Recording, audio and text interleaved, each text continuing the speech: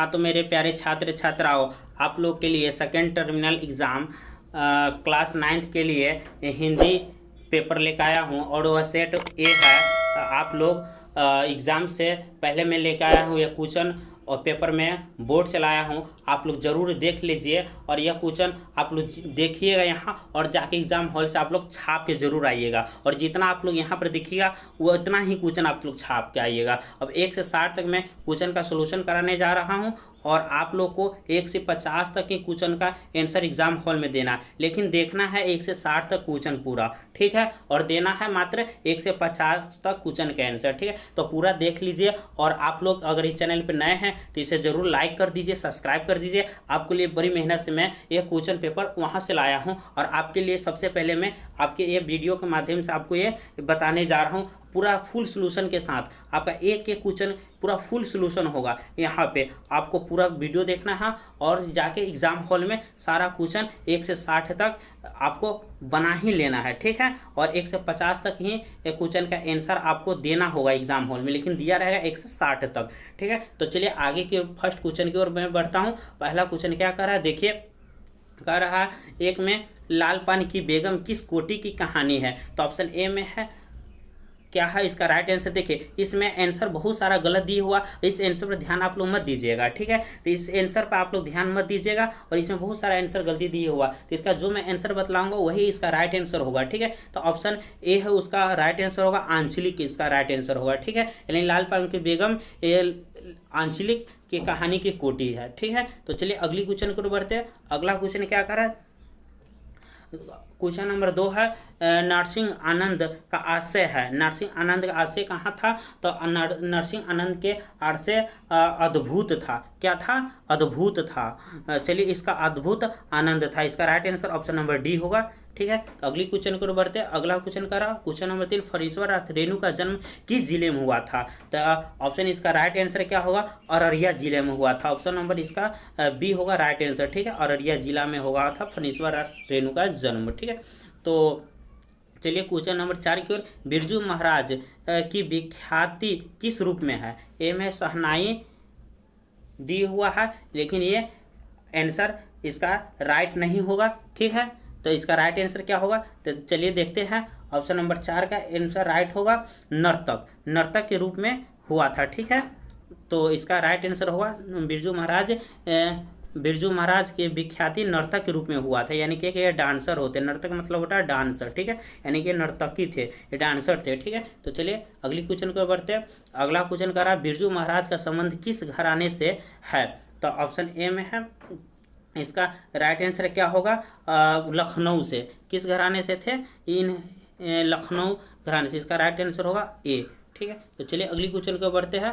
अगला क्वेश्चन कह रहा है मुंशी जी के पास उसके भाई की आखिरी निशानी क्या बची थी, ठीक है। तो इसका राइट आंसर होगा घूंरी, इसका उसके मतलब आखिरी निशानी घूंरी बचा हुआ था, इनका right answer option number D होगा, ठीक है। तो चलिए अगली क्वेश्चन की ओर बढ़ते हैं। अगला क्वेश्चन क्या कह रहा है देखते हैं हम लोग। क्वेश्चन नंबर 7 कहानी का प्लॉट गध की कौन सी विद्या है, कौन सी विद्या है।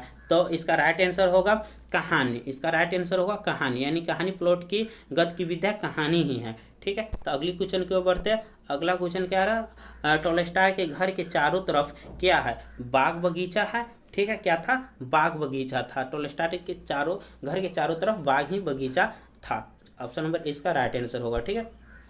तो क्वेश्चन नंबर 9 की ओर बढ़ते हैं। क्वेश्चन नंबर 9 है बाबूराव पेंटर कौन थे। तब बाबूराव पेंटर एक फिल्मी हस्ती थे, कि कौन थे, फिल्मी हस्ती, यानी कि ऑप्शन नंबर इसका राइट सी हो जाएगा, ठीक है।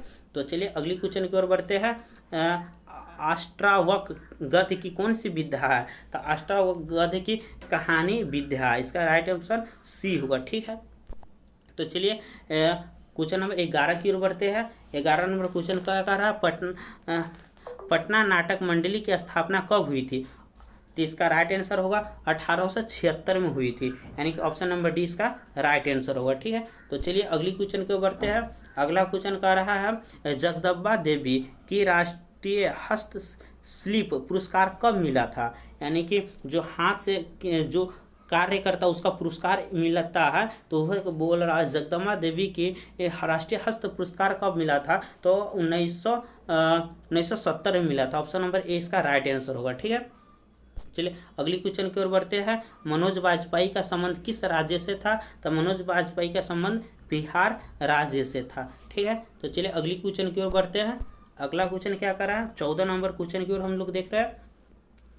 बिहार की पहली सावक हिंदी फिल्म कौन थी, तो इसका पूर्ण जन्म थी। इनका राइट आंसर होगा पूर्ण जन्म। ऑप्शन नंबर ए इसका राइट आंसर होगा। ठीक है, तो चलिए अगली क्वेश्चन को बढ़ते हैं। अगला क्वेश्चन कह रहा है 15 नंबर, उपेंद्र महारथी किस क्षेत्र की में विशेषज्ञता हासिल करने की जापान गए थे, यानी कि क्षेत्र में, तो ऑप्शन इसका राइट आंसर होगा चित्रकला में। यानी उपेंद्र महारथी चित्रकला के विशेषज्ञता हासिल करने जापान गए थे। चलिए 16 नंबर का क्या होगा राइट आंसर, विवाह के गीतों में किस भाव की प्रधानता होती है, तो इसका राइट आंसर होगा ऑप्शन नंबर डी, यानी कि उल्लास और उमंग की। ठीक है, तो देखिए इस चैनल पर आप लोग नए हैं तो इसे जरूर सब्सक्राइब कर लीजिएगा, ताकि इससे मुझे मोटिवेशन मिलेगा, आगे की वीडियो में आराम से आपके लिए ला सकूँ। ठीक है, तो जरूर सब्सक्राइब कर लीजिएगा चैनल को, लाइक कर दीजिएगा और दोस्तों के पास जरूर शेयर कर दीजिएगा। और मेरे इस चैनल का नाम है लाइफ ऑफ स्टडी। क्या है, लाइफ ऑफ स्टडी।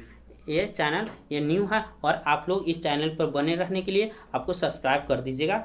आपको एक सब्सक्राइब से कुछ नहीं जाता, लेकिन एक सब्सक्राइब से मुझे मोटिवेशन जरूर मिलेगा। ठीक है, मोटिवेशन जरूर मिलेगा, तो आप लोग ध्यान दीजिएगा। और यह एक जिस गुरु से आप पढ़ते उस गुरु को भी दक्षिणा देना पड़ता होगा, लेकिन यहाँ पर कोई आपको दक्षिणा नहीं लग रहा और एक छोटा सा सब्सक्राइब लग रहा, इसलिए आप सब्सक्राइब कर दीजिएगा, ताकि मैं आगे की वीडियो इसी तरह प्रोवाइड आपको कराता रहूँ। ठीक है, तो क्वेश्चन नंबर 17 की ओर बढ़ते हैं। मुंशी जी की लड़की कब कब पैदा हुई थी, तो ऑप्शन ए में है, यानी कि इसका राइट आंसर होगा गरीबी में। गरीबी में मुंशी जी का लड़की पैदा हुई थी। ठीक है, अमीरी इसका राइट आंसर नहीं होगा, जवानी इसका राइट आंसर नहीं होगा, बुढ़ापे इसका राइट आंसर नहीं होता, इसका राइट आंसर होगा गरीबी में। ठीक है, तो 18 नंबर क्वेश्चन के बढ़ते हैं। कला गीत का आरंभ क्या है, तो कला गीत का आरंभ क्या है, तो कला गीत का आरंभ है ग्राम गीत है। ठीक है, ग्राम गीत। ऑप्शन नंबर सी इसका राइट आंसर होगा। तो चलिए 19 नंबर क्वेश्चन की ओर बढ़ते हैं हम लोग। 19 नंबर क्वेश्चन देखते हैं क्या कह रहा है। नालंदा किस प्रदेश में अवस्थित है, हम लोग बच्चे जानते हैं नालंदा कि बिहार का एक जिला है, वो बिहार ही में नालंदा स्थित है। ठीक है, तो चलिए अगली क्वेश्चन की ओर जानते हैं। अगली क्वेश्चन की ओर क्या है, अगली क्वेश्चन, अष्टवा कहानी का लेखक कौन है, तो अष्टवा कहानी का लेखक कौन है, तो अष्टवा कहानी का लेखक विष्णु प्रभाकर है। कौन है, विष्णु प्रभाकर है। ऑप्शन नंबर ए इसका राइट आंसर होगा। ठीक है, तो अगली क्वेश्चन की ओर बढ़ते हैं। 21 नंबर, रैदास के कितने पद गुरु ग्रंथ साहिब में संकलित है, तो कितने पद है, तो इसके कुल 36 पद है, लेकिन मिस्टेक से 46 पद दिया गया है, तो आप लोग देख लीजिएगा 46 गलत होगा, इसका राइट आंसर 36 होगा। ठीक है, तो अगली क्वेश्चन की ओर बढ़ते हैं। क्वेश्चन नंबर 22 क्या कह रहा है, देखते हैं। रैदास की मृत्यु कब हुई थी, तो रैदास की मृत्यु 1518 में हुई थी। ऑप्शन नंबर ए इसका राइट आंसर होगा। ठीक है, तो चलिए अगली क्वेश्चन की ओर बढ़ते हैं। मधुमालती किस की रचना है, तो मधुमालती मंझन की रचना। ऑप्शन नंबर बी इसका राइट आंसर होगा। ठीक है, तो चलिए देखिए इसमें जितना भी टिक लगा हुआ सही नहीं है, एक दो कुछ ऐसा आंसर है उसको सही है, अब बाकी कुछ ऐसा आंसर गलत है, तो इसलिए मैं सुधार कर मैं सही की ओर बढ़ रहा हूँ। ठीक है, तो चलिए अगली क्वेश्चन की ओर बढ़ते हैं। क्वेश्चन नंबर 24 क्या कह रहा है, अयोध्या से उपाध्याय हरिओद का जन्म कब हुआ था, तो इसका जन्म 1865 में हुआ था, इसका राइट आंसर होगा ऑप्शन नंबर ए। ठीक है, तो चलिए अगली क्वेश्चन की ओर बढ़ते हैं। 25 नंबर से हम लोग देखते हैं। खरी बोली का प्रथम महाकवि किसे कहा जाता है, तो इसका राइट आंसर होगा ए में है मंझन, बी में है रदौस, सी में है हरिओद, ऑप्शन डी में है दिनकर, तो इसका राइट आंसर हरिओद होगा। क्या होगा, हरिओद। ऑप्शन नंबर सी इसका राइट आंसर होगा। ठीक है, ऑप्शन नंबर सी इसका राइट आंसर होगा। तो चलिए अगली क्वेश्चन की ओर बढ़ते हैं। 26 नंबर, महादेवी वर्मा का जन्म किस शहर में हुआ था, तो इसका राइट आंसर होगा ए फर्रुखाबाद में हुआ था। क्या हाँ हुआ था, फर्रुखाबाद में।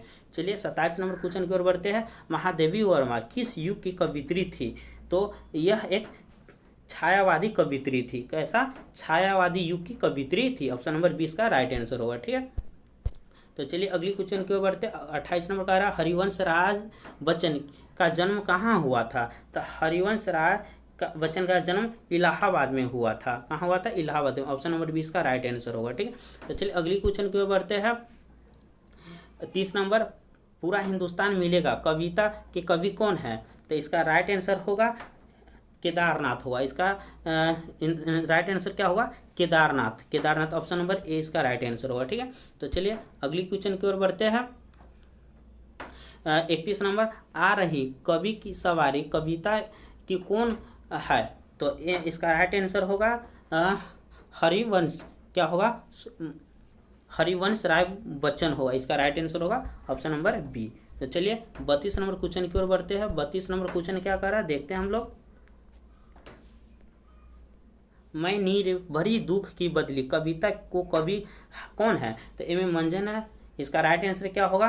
तो इसका राइट आंसर होगा महादेवी वर्मा, लेकिन मंजन ये आंसर गलत दी हुआ। ठीक है, तो इस पर ध्यान मत दीजिएगा। यानी इसका महादेवी वर्मा इसका राइट आंसर होगा। ठीक है, Mahadevi Verma option number C इसका राइट आंसर होगा।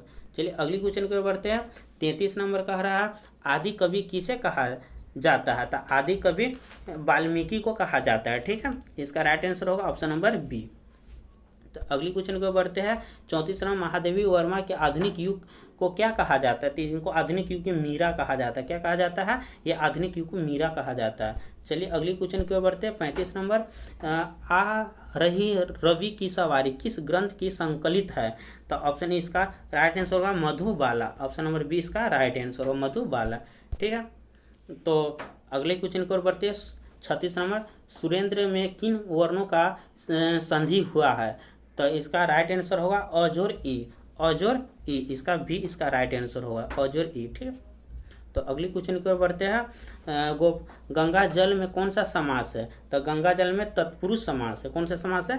तत्पुरुष समास। ऑप्शन नंबर ए इसका राइट आंसर होगा। ठीक है, तो चलिए अगली क्वेश्चन की ओर बढ़ते हैं। क्वेश्चन नंबर 38 देखते हैं। गुरु का विलोम क्या होगा। हम लोग जानते हैं गुरु का विलोम शिष्य होता है, यानी कि गुरु का विलोम चेला होता है। चेला को शिष्य कहा जाता है। इसका राइट आंसर होगा शिष्य। ठीक है, तो चलिए अगली क्वेश्चन की ओर बढ़ते हैं। 39 नंबर 39 नंबर का नाटक का पर्दा गिराना कहलाता है। तो नाटक का पर्दा गिराना का पटाक्षेप कहलाता है। ऑप्शन नंबर सी इसका राइट आंसर होगा। ठीक है, तो चलिए अगली क्वेश्चन की ओर बढ़ते हैं। 40 नंबर निम्न में जातिवाचक संज्ञा कौन है। तो जातिवाचक संज्ञा ऑप्शन नंबर ए हो घोड़ा होगा। ठीक है, तो आगे गंगा कौन सा इसका कौन सी संज्ञा आप लोग कमेंट में बताइएगा। ठीक है, और गंगा और सभा कौन सी संख्या। तो सभा समूहवाचक संज्ञा होता है, जहाँ पर सभा लगती है उससे समूहवाचक। बुढ़ापा कौन सी संज्ञा है। तो बुढ़ापा भाववाचक संज्ञा। और गंगा के बारे में बता देते हैं तो गंगा व्यक्तिवाचक संज्ञा है। ठीक है, व्यक्तिवाचक संज्ञा है। तो आप लोग जान गए संज्ञा 5 प्रकार के होते। कितने प्रकार के? 5 प्रकार के होते हैं। व्यक्तिवाचक, जातिवाचक, द्रववाचक, समूहवाचक और भाववाचक होते हैं। चलिए अगली क्वेश्चन की ओर बढ़ते हैं। अगला क्वेश्चन क्या कर रहा है देखते हैं हम लोग। 41 नंबर क्वेश्चन से राम धीरे धीरे पढ़ता है। इस वाक्य में धीरे धीरे क्या है। तो इस वाक्य में धीरे धीरे क्रिया विशेषण क्या है। क्रिया विशेषण। ऑप्शन नंबर सी इसका राइट आंसर होगा। ठीक है, 42 में दांत खट्टे करना मुहावरे का अर्थ क्या है। हरा देना। कितना इजी क्वेश्चन पूछे हुआ। दांत खट्टे करना मतलब हरा देना। चलिए कितना इजी क्वेश्चन पूछ दिया। ऑप्शन नंबर क्वेश्चन नंबर 43 को बढ़ते हैं ना। राम ने रोटी खाई इस वाक्य में क्रिया के अनुसार है। क्रिया के अनुसार क्या है। क्रिया के अनुसार क्या है। कर्म है। कर्म है, तो इसका राइट आंसर होगा कर्म। तो ऑप्शन नंबर बी हो इसका राइट आंसर। ठीक, तो चलिए अगली क्वेश्चन को बढ़ते हैं। अगला क्वेश्चन क्या कर रहा है। दीपक प्यास से छटपटाने लगा। इस वाक्य में प्यास में कौन सा कारक है। तो करण कारक। कौन सा कारक है। करण कारक। ऑप्शन नंबर 20 का राइट आंसर होगा। ठीक है, जो लगा वही इसका राइट आंसर होगा। तो अगली क्वेश्चन कर बढ़ते हैं। नायक। नायक शब्द का स्त्रीलिंग क्या होगा। नायक शब्द का स्त्रीलिंग नायिका होगा। जैसे पुरुष का स्त्रीलिंग क्या होता है। स्त्री होता है। तो उसी तरह से नायक है नायिका होगा। ऑप्शन नंबर ए इसका राइट आंसर होगा। ठीक है, तो अगली क्वेश्चन की ओर बढ़ते हैं। पवन का सही संधि विच्छेद क्या होगा। तो पवन का सही सीधे पौज और अन होगा, यानी कि ऑप्शन नंबर सी इसका राइट आंसर होगा। ठीक है, तो चलिए अगली क्वेश्चन की ओर बढ़ते हैं। 47 से देखते हैं हम लोग। 46 तक देख चुके हैं। 47 में कह रहा प्रकृति शब्द का कौन सा उपसर्ग है, नहीं प्रकृति शब्द में कौन सा उपसर्ग है। तो हम लोग जानते हैं उपसर्ग क्या होता है। तो उपसर्ग किसी शब्द के क्या होता है, पहले आता है। उपसर्ग किसी शब्द क्या आता है, पहले आता है। तो पहले इसमें क्या है, प्र है, ऑप्शन नंबर सी। और प्रत्यय क्या आता है, किसी शब्द के बाद में आता है, यानी कि अंत में आता है। प्रकृति शब्द का उपसर्ग प्र होगा, ऑप्शन नंबर सी होगा। चलिए तो अगली क्वेश्चन को बढ़ते हैं। पावक शब्द का प्रयुक्त प्रत्यय क्या हो। अभी हम बोले प्रत्यय पर चर्चा किए थे, प्रत्यय अंत में जुड़ता है और उपसर्ग पहले ही जुड़ता है। तो पावक अब दोस्तों आप लोग बताइए इसका आंसर क्या होगा, अक होगा। इसका राइट आंसर क्या होगा, अक, पावक, ठीक, अक। ठीक, बोलने से ही पता चलेगा आपका ग्रामर कितना बेस्ट है। ठीक है, तो अगली क्वेश्चन की ओर बढ़ते हैं। क्वेश्चन 49, बादल शब्द का तत्व समरूप क्या होगा। तो ए में है, इसका राइट आंसर क्या होगा, मेघ होगा। ठीक है, ऑप्शन नंबर ए इसका राइट आंसर होगा। चलिए 50 नंबर क्वेश्चन की ओर बढ़ते हैं। 50 नंबर क्वेश्चन क्या कर रहा है, उसका कोट पुराना था। इस वाक्य में पुराना क्या है, तो इस वाक्य में पुराना विशेषण है, यानी कि ऑप्शन नंबर सी इसका राइट आंसर होगा। ठीक है, 51 नंबर क्वेश्चन, भारत की पहली फिल्म कौन सी थी। तो भारत की पहली फिल्म राजा हरिश्चंद्र थी। आप लोग नहीं देखे तो जरूर जाके देख लीजिएगा। इसका राइट आंसर ए होगा, राजा हरिश्चंद्र भारत की पहली फिल्म बनी हुई थी। ठीक है, तो चलिए अगले क्वेश्चन की ओर बढ़ते हैं।